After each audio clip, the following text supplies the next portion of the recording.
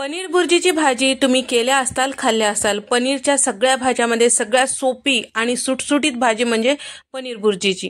तर या पद्धतीने जर तुम्ही पनीर बुर्जी करताल तर नेहमीच्या पद्धतीला विसरून जाल आणि नक्कीच हे पद्धत वापराल। तर यामध्ये फक्त 2 स्टेप आपण जास्तीचे केले आहेत, त्यामुळे अगदी रेस्टॉरंटपेक्षाही भारी आपली भाजी नक्कीच होईल। चला तर मग रेसिपीला सुरुवात करूया। तर इथे मी साधारण अर्धा किलो पनीर घेतलेला आहे। तर एवढं पनीर साधारण एक 10 ते 12 जणांना पुरेसं होईल। बारीक किसणीने इथे मी पनीर किसून घेतलेला आहे। अर्धा किलो कांदे बारीक चिरून घेतलेला आहे। 300 ते 350 ग्राम टोमॅटो बारीक चिरून घेतलेला आहे। 2 दालचिनीचे छोटे तुकडे आणि तमालपत्र 2 आणि 1 चक्री फूल, 1 मोठी वेलची, 3 हिरव्या वेलच्या आणि 2 हिरव्या मिरच्या मधोमध कट करून घेतलेल्या। आता कढईमध्ये साधारण 4 चमचे तेल, अर्धा चमचा जिरे छान फुलू द्यायचं। त्यानंतर खडे मसाले टाकायचे आणि घेतलेला सगळा कांदा यामध्ये टाकायचं। शक्यतो या भाजीमध्ये कधीच मिक्सरला फिरवून कांदा टाकायचा नाही, बारीक जमेल तेवढं बारीक चिरायचं मग टाकायचं, भाजीला छान चव येते। 2 चमचे आलं लसणाचं जाडसर असं कुटलेलं इथे मी पेस्ट टाकून घेतलेलं आहे, ते सुद्धा सोबतच परतून घेऊया। कांदा छान असं मोठ्या गॅसवर गुलाबी रंगावर होईपर्यंत परतून घ्यायचंय। तर इथे आपण हलकसं गुलाबी रंग आलं की कांद्याला त्यामध्ये टाकायचंय टोमॅटो। तर आता टोमॅटो सुद्धा या ठिकाणी छान असं परतून घ्यायचं आहे। तर या ठिकाणी आता टोमॅटो टाकलं की गॅसचा फ्लेम कमी करायचा, 1 मिनिट परतलं की पावडर मसाले टाकायचं, म्हणजे पावडर मसाले सुद्धा छान असं शिजल्या जातील। 1 चमचा हळद आणि 1.5 चमचा इथे मी धने पावडर टाकून घेतलेला आहे। चमचाभर बेडगी मिरची पावडर आणि त्याचबरोबर 1.5 चमचा लाल मिरची पावडर इथे मी टाकून घेतलेला आहे, म्हणजे तिखटासाठी। बेडगी मिरची पावडर फक्त दिसायला मस्त दिसण्यासाठी। 1 चमचाभर इथे मी गरम मसाला, 1 चमचा भाजलेली जिऱ्याची पूड, चवीपुरतं मीठ टाकून घेतलेलं आहे।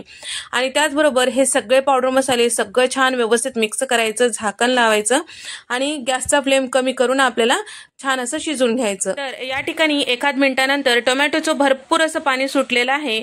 परत एकदा झाकण लावूया, मिक्स करून घेतलेलं आहे जेणेकरून करपणार नाही। आता या भाजीला छान दाटसरपणा येण्यासाठी आपल्याला साधारण 3 चमचे इतकं बेसन पीठ हलकं कमी गॅसवर छान असं सुगंध येईपर्यंत भाजून घ्यायचं आहे। छान असं भाजून झालं की इथे आपली भाजी सुद्धा छान शिजल्या गेलेली आहे, तेल साईडला सुटलेलं आहे। त्यावेळेस यामध्ये भरपूर अशी कोथिंबीर टाकायची, सध्याला कोथिंबीरचं खूप सीझन आहे, तुम्ही टाकू शकता तुमच्या आवडीनुसार। आणि त्यानंतर इथे मी किसून घेतलेलं पनीर टाकून घेतलेलं आहे, ते छान असं यामध्ये मिक्स करून घ्यायचं आहे। आणि त्याचबरोबर सगळं मिक्स झालं की आपण भाजून घेतलेलं बेसन पीठ यामध्ये टाकायचे। 2 चमचे कसुरी मेथी हातावर चुरून टाकायचं, म्हणजे याचा फ्लेवर छान उतरतो भाजीमध्ये। तर या ठिकाणी आपण बेसन पीठ वापरल्यामुळे भाजी जी आहे एकसंध होते।